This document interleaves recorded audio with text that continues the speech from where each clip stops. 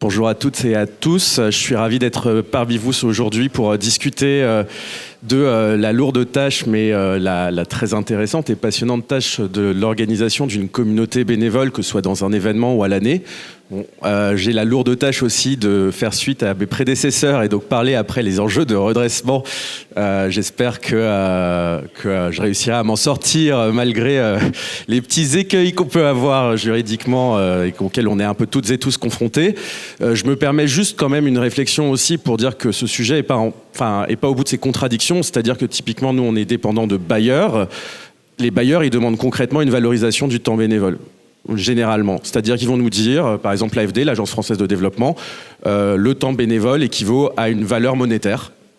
Et donc du coup, on quantifie le temps de travail des bénévoles. Donc il y a une réelle contradiction entre plusieurs acteurs de l'État par rapport à ces sujets. Pour autant, je ne suis pas là pour parler de ça, je suis là pour parler de l'animation. Alors, au début, la team de recrutement, ils avaient mis 15 000. 15 000, c'est pas vrai, donc je leur ai dit on va réduire le chiffre, on va plutôt aller à 5 000, c'est plus raisonnable. 5 000, là encore, ça dépend de la manière dont on les compte. 5 000, c'est grosso modo le nombre de bénévoles qui vont s'impliquer sur 2 ans au sein de Solidarité Sida. À l'année, on est plutôt aux alentours de 2500, 3000 bénévoles qui vont s'orienter sur des implications qui vont être soit ponctuelles, soit à l'année. On va en reparler un petit peu plus en détail. Solidarité Sida, un petit mot avant, parce que vous connaissez probablement en grande partie en tout cas Solidays, le festival, donc un festival qui se passe à Paris en juin. Solidarité Sida, c'est l'asso qui porte Solidays, mais c'est une asso qui ne fait pas que Solidays. Solidays sert à lever des fonds pour financer des programmes en France et à l'international. Et pour cela, elle s'appuie sur une grosse communauté de bénévoles dans le cadre de Solidays, mais pas que. Donc je vais essayer de structurer mon intervention sur 3 éléments. Le premier, et n'hésitez pas à m'interrompre, je voudrais aussi que ce soit un peu une discussion, qu'on ait un petit retour de pratique de chacune, c'est ça qui m'intéresse aussi moi personnellement aujourd'hui. Je vais essayer de le structurer sur 3 choses, c'est-à-dire un premier temps où je vais vous présenter grosso modo les conditions d'accueil de nos bénévoles, c'est-à-dire c'est quoi le donnant-donnant qu'on propose à nos bénévoles. Ensuite, d'aller un petit peu plus dans le détail de ce qu'on fait dans le cadre de Solidays. Et puis ensuite, de voir un peu comment un Solidays, pour nous, est un vecteur de transformation pour faire en sorte que nos bénévoles s'impliquent à l'année. Donc c'est ça pour nous l'enjeu en réalité. C'est-à-dire qu'effectivement, nos bénévoles sont très utiles à Solidays et ils sont précieux. Mais l'idée pour nous, c'est qu'on les implique dans la vie associative et ceci à l'année. OK ? Clair jusque-là ? OK. Donc, nos bénévoles, on a construit. Donc, nos bénévoles sont déjà tous cotisants et cotisantes de l'association. Donc, ils sont membres à part entière. Ils ont accès aux instances. Ils participent à l'Assemblée générale. Ils peuvent être élus au conseil d'administration de l'association. Somme toute, quelque chose d'assez classique. Cette cotisation leur permet aussi d'accéder à l'ensemble des événements auxquels ils vont avoir, sachant qu'on essaye toujours de construire les actions dans lesquelles les bénévoles peuvent s'impliquer dans une forme de donnant-donnant. Ils donnent un temps de travail, c'est la réalité. On essaye de faire en sorte qu'ils soient correctement accueillis, voire même qu'ils se nourrissent et qu'ils s'enrichissent. On a parlé pas mal de sens tout à l'heure, on y reviendra, c'est un des axes moteurs et c'est un des axes sur lesquels on va encore accentuer notre pratique dans les années à venir. Donc ce donnant-donnant, il repose sur un cadre qu'on essaye de rendre le plus clair possible auprès de nos bénévoles. C'est-à-dire que pour chacune des missions, on va essayer de les accompagner au mieux sur les missions qui vont être portées par les bénévoles d'une part, mais aussi sur la manière dont ils vont être accueillis, sur la manière dont ils vont être réceptionnés, la manière dont ils vont pouvoir s'épanouir et ce qu'ils vont bénéficier dans le cadre de nos actions. Je vais commencer par Solidays parce que c'est le plus simple. Mais avant ça, un petit mot sur leur intégration. On passe beaucoup de temps à l'intégration de nos bénévoles. On y dédique beaucoup de ressources en interne, sachant qu'on est un petit pôle. À Solidarité Sida, on est une 60aine de permanents à l'année. Le pôle du volontariat est composé de 3 personnes avec mes 2 collègues ici présentes, Suzy et Nora. L'idée, c'est qu'on puisse intégrer un maximum de bénévoles, mais qu'ils aient une vision globale de ce qu'est l'asso, donc de son histoire. C'est une asso qui a 30 ans déjà. Solidays a 25 ans, on les a célébrés cette année. Et qu'ils sachent dans quel cadre ils s'inscrivent. C'est-à-dire que beaucoup de gens viennent nous voir parce qu'ils veulent faire Solidays. On passe beaucoup de temps à leur expliquer qu'on est une asso de lutte contre le VIH-Sida et de prévention contre le VIH-Sida dans le monde. Ce qui surprend, d'ailleurs, au début, les gens ils sont là. Je pensais que j'étais sur une réunion d'intégration pour Solidays. Et je peux vous dire qu'à peu près 95% des personnes qui viennent le font pour ça. L'enjeu pour nous, donc, c'est bien de transformer ces bénévoles pour qu'ils se sensibilisent et puis ensuite pour qu'ils s'impliquent sur des enjeux de prévention en santé sexuelle. Voilà. Donc la première porte d'entrée, c'est évidemment Solidays, et cette porte d'entrée, elle va passer par un certain chemin je pense que c'est assez classique parmi nous. Vous avez un chemin d'intégration et d'information des bénévoles. Le nôtre se structure sur 1 heure de présentation de l'association, qui est effectuée à reprises régulières. On préfère les petits groupes parce que ça permet d'enchaîner des discussions et d'aller approfondir un certain nombre de questions. Ça va passer par la vie de l'association, ses spécificités, puisque le monde du VIH/SIDA, comme dans toutes les sections du monde associatif, Solidarité Sida a une place bien particulière qui se positionne sur de l'événementiel, du milieu festif et un engagement de la jeunesse. C'est extrêmement important pour nous. Et dans un deuxième temps, on va essayer de les sensibiliser, donc ça va être impératif pour participer à toutes nos activités, aux enjeux du VIH/SIDA. Et cette formation est dispensée par des bénévoles qui ont eux-mêmes été formés. J'y reviendrai un petit peu plus tard.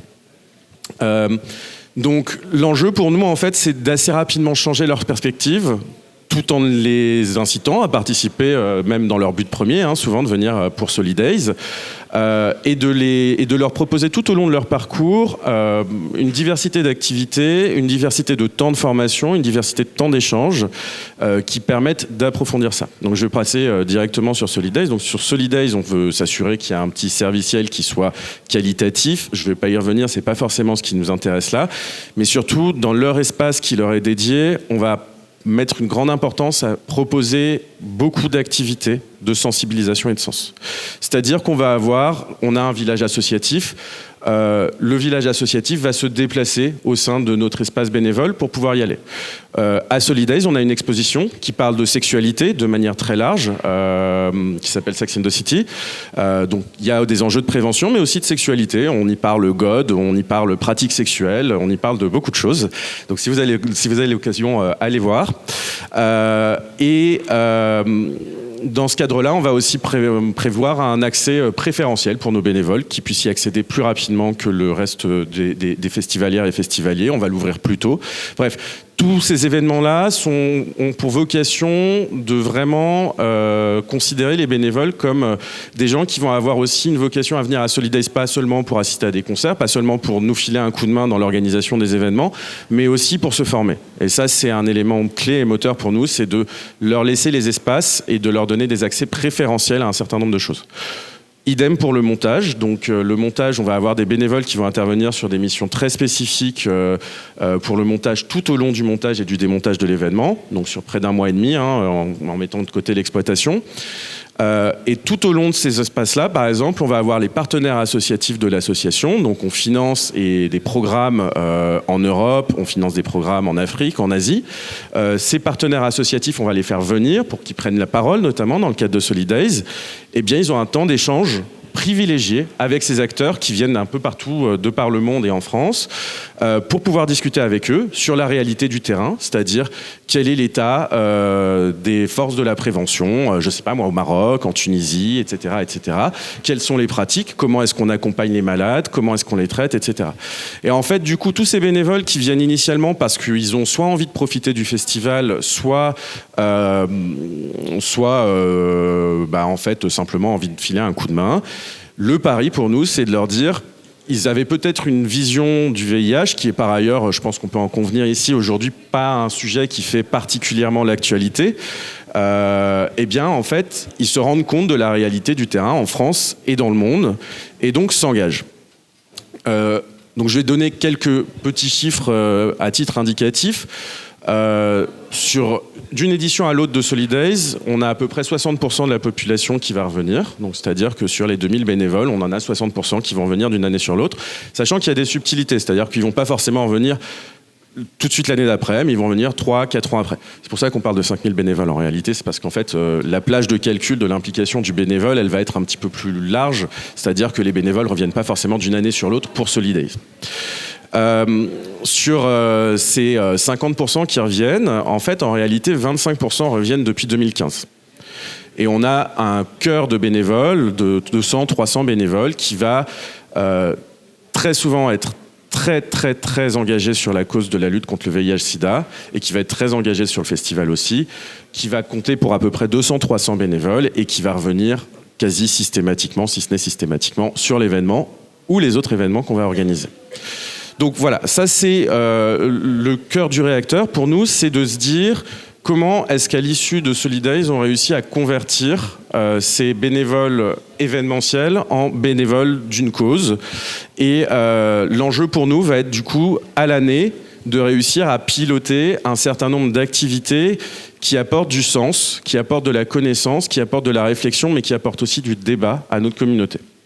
Donc on va structurer autour, et c'est souvent à la rentrée, c'est pas par hasard, on va structurer des équipes de bénévoles à qui on va proposer un package un peu complet d'activités sur lequel ils ont une visibilité très claire de le temps d'engagement qui est proposé, le sujet, le processus qui va les former, parce que souvent on va aussi avoir un temps de formation pour ces activités spécifiques, et qui leur marque un cadre d'engagement qui leur permettent de se dire je peux me projeter sur 6 mois, 1 an ou plus.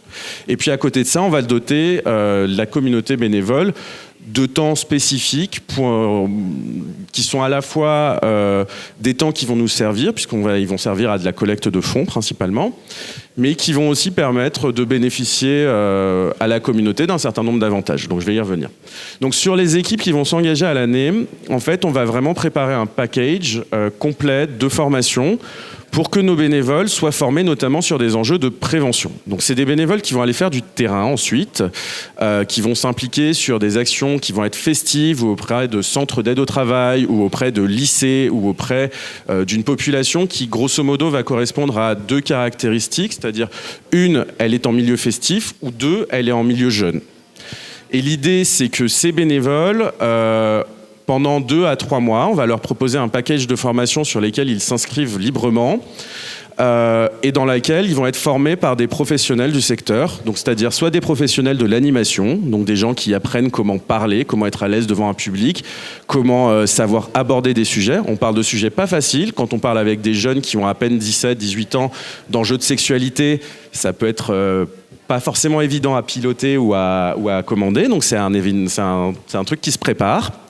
On va leur donner aussi le bagage intellectuel, c'est-à-dire que le VIH/SIDA, c'est une épidémie, c'est une pandémie même d'ampleur, avec des enjeux médicaux derrière, des enjeux de prévention. On ne peut pas dire n'importe quoi à n'importe qui, donc il faut aussi travailler ces contenus. Et donc dans ce cadre-là, on va faire venir des médecins, des psychiatres, etc., etc.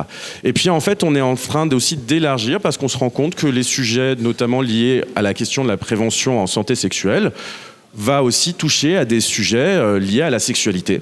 Donc on va aussi commencer à parler de plus en plus sur des enjeux de VSS. En milieu événementiel, on est toujours exposé à un risque de violence sexiste et sexuelle. Et donc ces cadres-là, en fait, font que nos bénévoles, on les forme sur ces sujets-là et on essaye de les fidéliser. On va aussi avoir des actions plus ponctuelles qui vont intervenir, régulières, pardon, par exemple sur de la question d'attribution de fonds. C'est-à-dire que en termes de...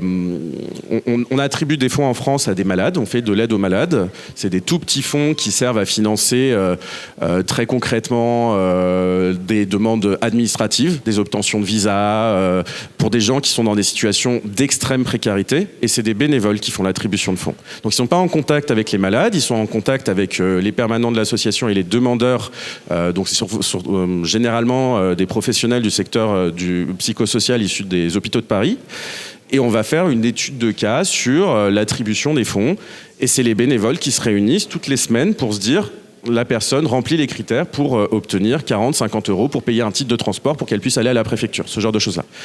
Et c'est un moteur d'engagement parce qu'on va recroiser des parcours de vie extrêmement difficiles. On a le sens d'avoir une action très concrète qui peut changer la vie de quelqu'un qui ne peut pas aller à l'hôpital parce qu'elle n'a pas les moyens du transport, elle a une barrière aux soins qui est quand même importante.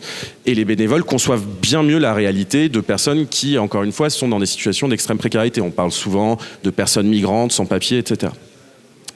Donc ça nourrit une réflexion qui va ensuite être accompagnée pour... Donc ça fait une population de 100 à 150 bénévoles, à peu près, si on prend l'ensemble de ces projets-là. Et puis tout au long de l'année, on va proposer des activités qui vont être... là, on va lancer par exemple des sessions de ciné-débat. Donc des ciné avec des projections de documentaires sur des enjeux de prévention en santé sexuelle, mais pas que. On a aussi un axe qui va tourner sur la jeunesse et l'engagement. Donc on va aller aussi à toucher sans doute à des sujets liés à l'écologie, à des sujets qui impactent aujourd'hui notamment la jeunesse. Et l'enjeu pour nous va être de structurer des thématiques avec des réalisateurs, des réalisatrices de documentaires, etc., pour pouvoir avoir un vrai échange au sein de l'association sur des sujets qui vont toucher notre communauté. Enfin, on va avoir une dernière opération, et alors ça c'est plutôt l'opération entre guillemets un peu plaisir. Je disais que tout à l'heure on fait de la levée de fonds. Bon, Solidays est un outil de levée de fonds pour nous typiquement, il sert à financer nos programmes. Mais par exemple, on fait aussi mensuellement une trentaine, quarantaine d'opérations sur Paris auprès de salles de concert avec qui on a des accords, avec des boîtes de production d'artistes avec qui on a des accords, pour intervenir auprès du public qui est en train d'attendre auprès des salles. Donc c'est des bénévoles qui s'y rendent, toujours en binôme, trinôme, quadrinôme, et qui vont aller demander un don libre contre la distribution d'un petit peu de merch, c'est des pins ou des rubans rouges qu'on fabrique nous-mêmes. Donc on a des temps festifs ou conviviaux, on va fabriquer des pins tous ensemble, etc. Des pins non, mais des rubans. Et l'idée, c'est qu'ils approchent donc ce public. Donc on a vraiment cette posture de l'aller vers sur laquelle on va essayer de former nos bénévoles.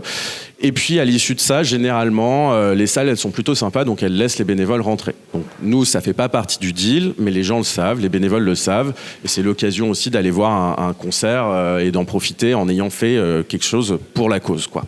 Donc cette espèce de donnant-donnant, il trouve son avantage dans la communauté parce que c'est aussi une manière un petit peu ludique, un petit peu festive de s'impliquer un peu plus en amont, et c'est souvent aussi une porte d'entrée pour aller s'impliquer dans des actions un petit peu plus de fond. On met une grande importance aussi à ce que nos bénévoles participent à nos temps associatifs, donc les assemblées générales notamment, par exemple. C'est un temps qui est fort pour nous. Et dans ce temps-là, par exemple, on va toujours avoir des temps de sens. C'est-à-dire qu'on va systématiquement valoriser un débat, une discussion sur un sujet ou une thématique qui a été choisie et discutée. J'en termine aussi pour le panorama global sur une population un petit peu spécifique. Donc, à Solidays, les équipes bénévoles sont pilotées par des bénévoles elles-mêmes. Donc ces bénévoles, ils s'impliquent à l'année. Ils sont très souvent, on les retrouvera dans les équipes de prévention, on les retrouvera dans les différents projets que j'ai mentionnés. Donc c'est des gens qui sont très engagés à l'association. Je pense que le plus ancien, ça doit faire 23 ans qu'il est chef d'équipe au sein de Solidays, voilà, pour avoir une idée. Et donc, dans ce cadre-là, ces bénévoles-là, ils vont avoir des temps de préparation et de sens qui sont un petit peu dédiés. C'est-à-dire qu'on va avoir des temps d'échange qui leur sont spécifiques parce que eux-mêmes, on a besoin de les former à ce qu'ils fassent du sens auprès de leurs bénévoles. C'est-à-dire que les bénévoles qui vont rentrer à Solidays, ils sont rentrés, on les a intégrés, on leur a parlé des sujets. On va demander à nos chefs d'équipe de faire aussi passer la bonne parole, aussi bien sur le programme et le contenu qu'il va y avoir par exemple à Solidays, mais aussi sur la réalité de la lutte et de la prévention contre le VIH/SIDA. Donc on va avoir des temps en soirée avec eux, auxquels ils sont conviés, ils peuvent venir, ils ne viennent pas, c'est pas grave, mais sur lesquels on va les nourrir intellectuellement sur les projets en cours portés par l'association, sur les programmes qui sont développés, sur le financement concret ou l'aide technique qu'on va apporter à des associations en France ou ailleurs. Et donc en fait l'idée c'est de les nourrir eux-mêmes pour qu'ils nourrissent derrière. Et là, pour moi, va se dessiner la toute dernière partie de mon intervention, parce que je voudrais quand même faire le lien avec Recrutir, parce que c'est un outil qui nous a beaucoup aidé. C'est-à-dire que nous, on a une tendance à beaucoup déléguer. Il y a beaucoup d'autonomie, en fait, auprès de notre communauté bénévole sur pas mal de projets. On essaye de chapeauter l'ensemble et s'assurer que les conditions soient réunies pour que l'accueil, pour que le bon déroulement des missions bénévoles soit respecté. Mais c'est beaucoup, dans ce cas-là, par exemple, les chefs d'équipe qui vont gérer. Et donc c'est aussi à ce titre-là qu'on leur transmet ces informations parce qu'on sait que ça va être nos meilleurs ambassadeurs auprès de la communauté bénévole. Et on va se retrouver exactement dans le même cas de figure sur l'ensemble des événements qu'on organise. Donc pour nous, l'enjeu, et je pense que c'est là que c'est intéressant, c'est qu'il n'est pas simplement humain, politique, c'est pas simplement un enjeu d'animation en tant que tel, c'est que organiser tout ça, je vous l'ai dit, on est une petite équipe, ça prend beaucoup de temps, Solidays, c'est 2000 bénévoles. À l'année, c'est 3000 bénévoles. Les opérations ruban rouge, il y en a une trentaine par mois. Les commissions d'aide d'urgence ou les activités de la prévention, il y en a une cinquantaine par mois aussi. Bon, à 2 ou 3, ça commence à faire beaucoup, quoi. Donc on a un enjeu pour nous qui est crucial d'automatisation et de gestion des données. Donc on a beaucoup travaillé avec ça auprès de Ben et puis de l'ensemble des devs, coucou Mathieu, et puis du support qu'on harcèle régulièrement sur un certain nombre de sujets. Mais l'enjeu pour nous, c'est de faire un système auprès de Recrutir qui permette d'automatiser un certain nombre de tâches répétitives pour que nous, on puisse passer beaucoup plus de temps qualitatif auprès de notre communauté. C'est-à-dire que notre rôle et notre enjeu, c'est d'accompagner la communauté en s'assurant de son bien-être, en s'assurant de son intérêt et en l'impliquant de plus en plus dans la vie associative. Cette implication, elle repose sur le fait que nous, on libère du temps. Et ça, c'est fondamental pour nous. Donc le premier élément sur lequel nous, on a beaucoup insisté, c'était l'espace membre et l'espace communauté pour pouvoir s'adresser à notre communauté plus simplement et de manière qui n'harcèle pas la communauté, etc. Parce que ce n'est pas le but non plus. Et qu'eux puissent retrouver facilement l'information. Donc on a encore quelques attentes par rapport à l'espace membre parce que typiquement, pour pouvoir s'inscrire sur les événements, etc., on aimerait bien retrouver les événements à venir de manière à ce que les bénévoles s'autonomisent aussi sur l'appropriation de cet espace-là. Et puis nous, on a un enjeu à ce qu'un ensemble de choses dans la gestion des événements soit le plus automatique possible. C'est-à-dire que l'inscription, par exemple, à un événement qui ne nécessite pas d'une validation préalable le soit, qu'on puisse retrouver facilement les informations sur les bénévoles pour qu'on puisse cibler les bonnes populations. Typiquement, les populations bénévoles n'aiment pas être harcelées. Je pense que vous le savez tous, ça ne sert à rien d'envoyer 15 mails par jour, vous allez tous les perdre. Nous, on a besoin de pouvoir retrouver facilement. Donc là, ergo les filtres, par exemple, qui nous permettent de cibler précisément un certain nombre de personnes pour ces enjeux-là. Donc, la technique, pour moi, donc quand je dis la technique, je parle de Recrutir, elle présente un sens profond dans ce cadre-là. C'est-à-dire que l'objectif, in fine, est passer la première année. Donc la première année, pour nous, on a commencé dans 20 jours, ça fera 1 an qu'on utilise Recrutir. Ça va être, in fine, d'avoir une automatisation maximale d'un certain nombre de tâches, une autonomisation maximale, donc les droits nous intéressent particulièrement aussi pour un certain nombre de bénévoles, pour qu'on puisse leur donner l'accès aux conditions matérielles de la conduite de leur mission. Et puis, en dernier lieu, pour nous, de libérer du temps pour travailler ce qualitatif, c'est-à-dire proposer toujours plus de sens, toujours plus d'activités dans lesquelles les bénévoles puissent participer. Voilà, ça c'est vraiment notre enjeu. Et l'enjeu, pour nous, in fine, c'est de se dire sur la communauté des 5000, je vous disais, 5000, c'est ce qu'on a sur 2 ans. C'est qu'on tende à augmenter ou à accroître cette capacité-là, alors qu'on n'a pas besoin d'avoir plus de bénévoles pour Solidays. On n'accroîtra pas. Et ça marche plutôt pas mal, puisque dans notre cas, par exemple, on n'a pas de campagne de recrutement claire pour Solidays. On ne communique pas sur nos réseaux sur le recrutement de bénévoles. Vous ne verrez pas de publication liée à Solidays où on dit on recherche des bénévoles. C'est très très rare, très très ponctuel. L'idée, c'est qu'en fait, les gens y trouvent leur compte, donc le bouche à oreille fait son travail. C'est-à-dire que les gens sont rentrés avec une vision, ils en sortent avec une autre vision. Et nous, notre travail, c'est d'accroître cette disponibilité-là pour pouvoir faire en sorte que cette réflexion, elle se creuse et elle s'approfondisse de plus en plus. C'est-à-dire que nous, notre enjeu, c'est qu'à terme, le bouche à oreille reste notre outil principal, mais que la marque Solidays reste une marque Solidays en tant que telle pour la population bénévole, mais que Solidarité Sida prenne une place de plus en plus prégnante en tant qu'association de lutte et de prévention contre le VIH-Sida dans le monde. Donc on a cet enjeu-là et on compte bien s'appuyer sur Recrutir pour pouvoir en bénéficier. Voilà.